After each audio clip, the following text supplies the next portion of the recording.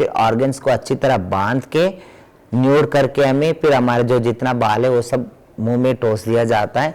एक पीछे से एक आगे से हमारा हाथ पकड़ के फिर एक नीचे से एक ऊपर से अपना काट दिया जाता है। डर तो होता है, डर भी हो रहा था, तो दर्द भी हो रहा था, बट बचपन में इतनी बार हम मोलेस्टेशन के शिकार हुए, स्टिग्मा के शिकार हुए, वो सब भी तो याद आ रहा था। वुमेन्स एक्ट है ना, साथ में चाइल्ड्स एक्ट भी है, यहां तक कि एनिमल्स के लिए भी एक्ट है। तो किन्नर के लिए क्यों नहीं? किन्नर कोई आसमान से थोड़ी टपका है भाई। किन्नर हो या थर्ड जेंडर हो, बच्चे अगर तुम एक्सेप्ट कर लोगे तो तुम्हारे साथ रहूगा, वो तुम्हारे बुढ़ापे के लाठी बनेगा। हेलो एवरीवन, आज हम आपकी मुलाकात कराएंगे काजल मंगलमुखी से। काजल चंडीगढ़ के मनी माजरा में किन्नर डेरा की हेड है। एक किन्नर होने के नाते काजल को कहीं भी एक्सेप्टेंस नहीं मिली। काफ़ी स्ट्रगल करने के बाद उन्होंने अपने लिए एक जगह तो बनाई, पर अब वो अपने ही जैसे कई लोगों को सपोर्ट कर रही हैं। हमारे और आपकी तरह किन्नरों की लाइफ में भी काफ़ी सारी प्रॉब्लम्स होती हैं। पहले तो सोसाइटी और फैमिली एक्सेप्ट नहीं करती, पढ़ना चाहते हैं तो फीस के पैसे नहीं होते, बधाई मांगने का काम करना चाहते हैं तो इलाकों के लिए इतना झगड़ा होता है कि ये बात मर्डर तक पहुंच जाती है। इन्हीं सब चीज़ों को लेकर काजल ने अपने कुछ कम्युनिटी मेंबर्स के साथ मिलकर सुप्रीम कोर्ट में कुछ पिटिशंस फाइल की, जिससे किन्नरों की लाइफ कुछ ईजी हो सके। वुमेन्स एक्ट है ना, साथ में चाइल्ड्स एक्ट भी है, यहां तक कि एनिमल्स के लिए भी एक्ट है। तो किन्नर के लिए क्यों नहीं? किन्नर कोई आसमान से थोड़ी टपका है भाई, दुनिया से कोई अलग तो नहीं है ना, अभी है ना, हम भी तो इस भारत के एक अभिन्न अंग है। हमारे लिए एक्ट क्यों नहीं? कमीशन होना जरूरी है, रजिस्ट्रेशन यूं होना जरूरी है। जो गली को एरिया को लेके जो आजकल किन्नरों में बहुत लड़ाई होती है, दंगे होती है, खूनम कच्चर होती है, तो उस लड़ाई को लेके अगर फैसले को लेके अगर ताकि हम या थाने या कचेरी या कोर्ट कचेरी कहीं भी जाएं तो वहां हमारी सुनवाई नहीं होती है। इससे पहले भी हमने एक पिटिशन हमने 2007 में Punjab and Haryana high court से हमने reservation for others, government jobs for others, फिर सुप्रीम कोर्ट ने हमें 2014 में हमें अदर कैटेगरी दिया गया, जैसे अदर कॉलम मेल और फीमेल और अदर कॉलम ट्रांसजेंडर कॉलम मिला गया। तो उसके बाद फिर हमें लड़ते लड़ते फिर 2016 में right to election, right to education मिला हमें। मतलब ट्रांसजेंडर एक पहचान है, थर्ड जेंडर जो पहचान के साथ जो किन्नर जो है ये एक परंपरा है। तो हमें 2016 में भले राइट टू इलेक्शन मिला था, तो उससे पहले अगर 2014 में या अगर 2009 में या 2004 में सब में हमने औरत बन के हमने वोट डाले थे। तो उसके तुरंत बाद मैंने क्या करती हूँ, बहुत सारे बच्चों को मैंने काउंसलिंग करती हूँ। तुम अपने अगर तुम ट्रांसजेंडर है तो थर्ड जेंडर है तो आप अपनी पहचान के साथ अपनी स्टडी कंटिन्यू क्यों नहीं कर पाते?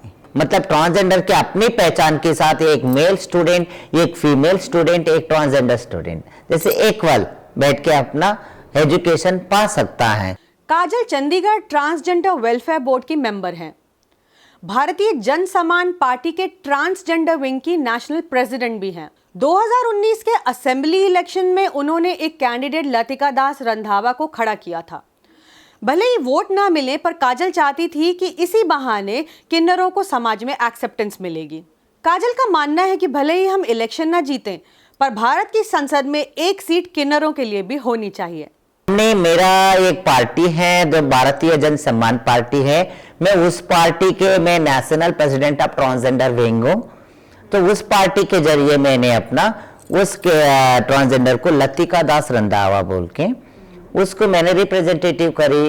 2019 में पहले बार हमने जो इलेक्शन, असेंबली इलेक्शन ट्रांसजेंडर अपनी पहचान के साथ भारत में पहले ही किन्नर होंगे या वो अपनी पहचान के साथ वहां इलेक्शन लड़ा गया। सिर्फ 4 दिन बचा था हमारे पास कैनवस के लिए या कैंपेन के लिए। हमने 800 वोट मिला था कि हमने तो करना था काम दिल से करना चाहिए था, ताकि क्योंकि हमें किन्नर है, ये किन्नर अपने लिए क्या कमा के रखेगा तो बताइए, आपने कौन सा कोई पीढ़ी दर पीढ़ी के लिए जोड़ जोड़ के रखना पड़ेगा ताकि उसको खिलाने के लिए। हम ये चाह रहे थे कि हमें जीतना या हारना कोई इंपॉर्टेंट नहीं था।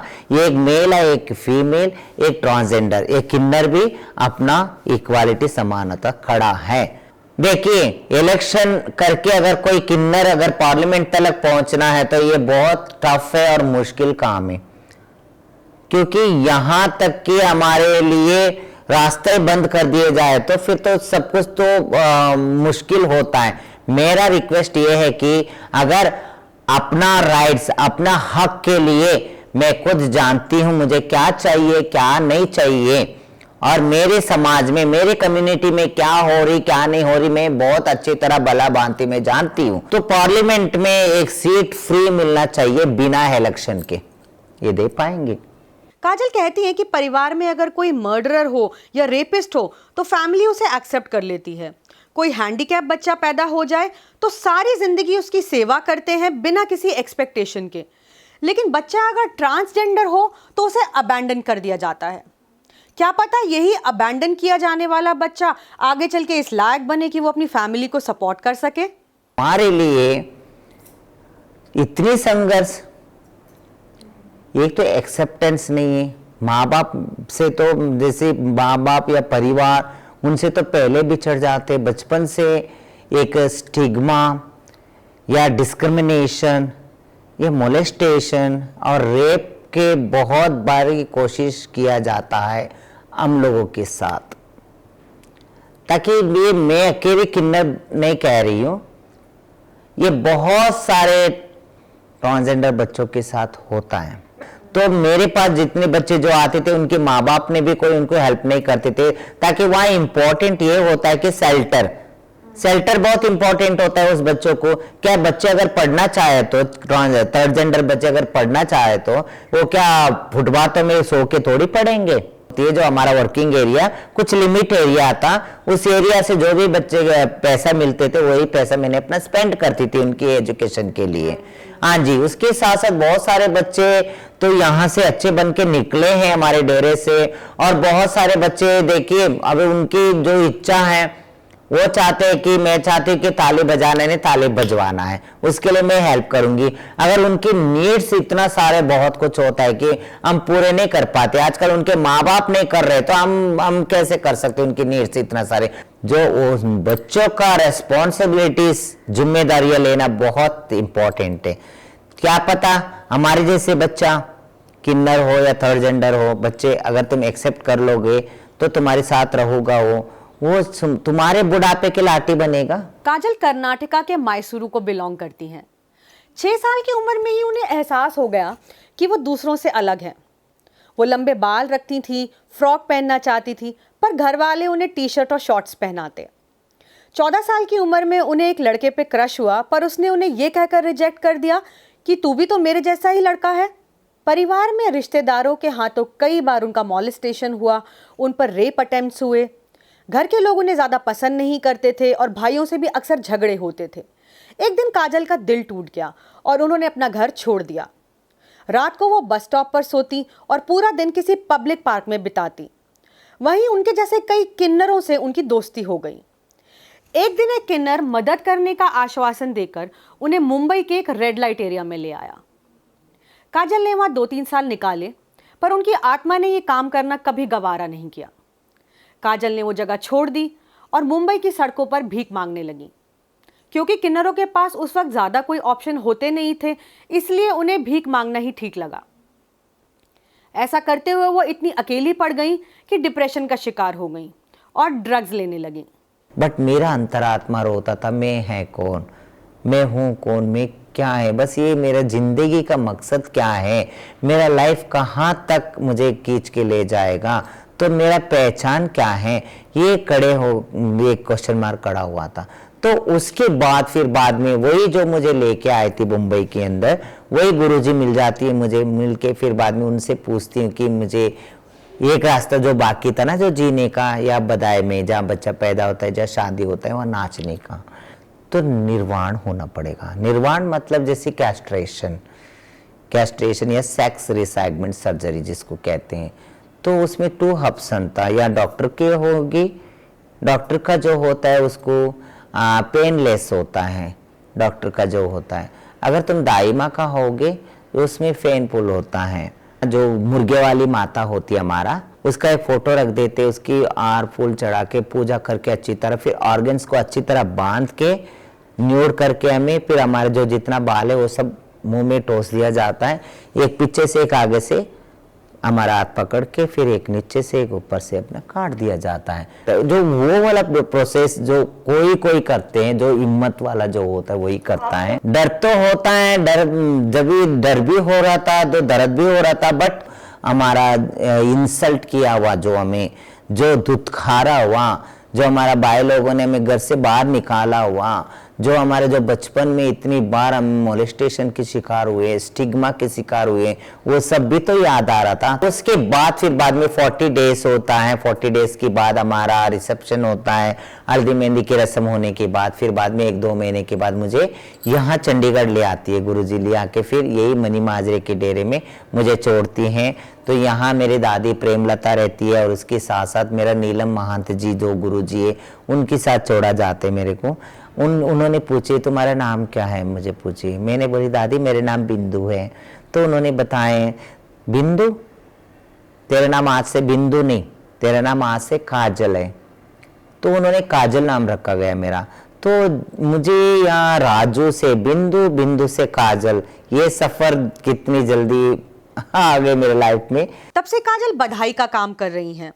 मोहाली का वो इलाका जो उनका ऑफिशियल एरिया है, वहाँ सब उन्हें बहुत प्यार और सम्मान देते हैं। काजल उन बच्चों के लिए काम कर रही हैं जो पढ़ना चाहते हैं पर परिवार उनको एक्सेप्ट नहीं कर रहा और सपोर्ट नहीं देता। काजल का मानना है कि उनसे जितना बन पड़ेगा वो उनको फाइनेंशियल और मॉरल सपोर्ट प्रोवाइड करेंगी।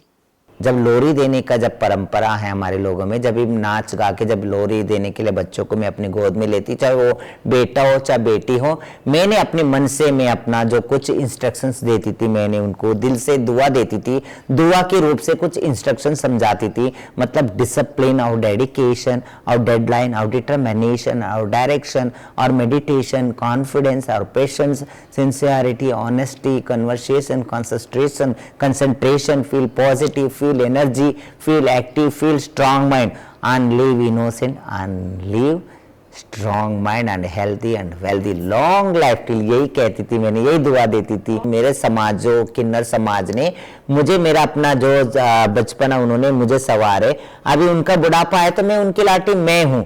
हाँ, मैं ये वादा करूंगी आने वाले दिनों में कोई भी बच्चे जो थर्ड जेंडर बच्चे जो पढ़ना चाहता है, जो लिखना चाहता है, जो आगे बढ़ना चाहते, तो उनके लिए मैंने हेल्पफुल बनूंगी। मैं अपना डेरा इसके लिए, किन्नरों के लिए डेरा है, जो पढ़ने वाले बच्चों के लिए, थर्ड जेंडर के लिए रोटी, कपड़ा, मकान, और उसके साथ साथ फीस भी, अगर उनका जो भी जरूरतमंद सामान की जरूरत पड़े तो उसके लिए हमारा ये प्लेटफॉर्म है, हमारा डेरा। मैं प्यार की भाषा में जानती हूँ, मेरे जजमान भी ऐसे, मेरे बच्चे वाले भी ऐसे, दिलो जान से मैं पेट भर के रोटी देते हैं, तन भर के कपड़े देते हैं और सबसे ज्यादा अपने मन भर के प्यार देते हैं। तो और क्या चाहिए इंसान को जीने के लिए? तब तो दिल से दुआ भी देते हैं और दिल से भी काम करते जो भी काम करना है।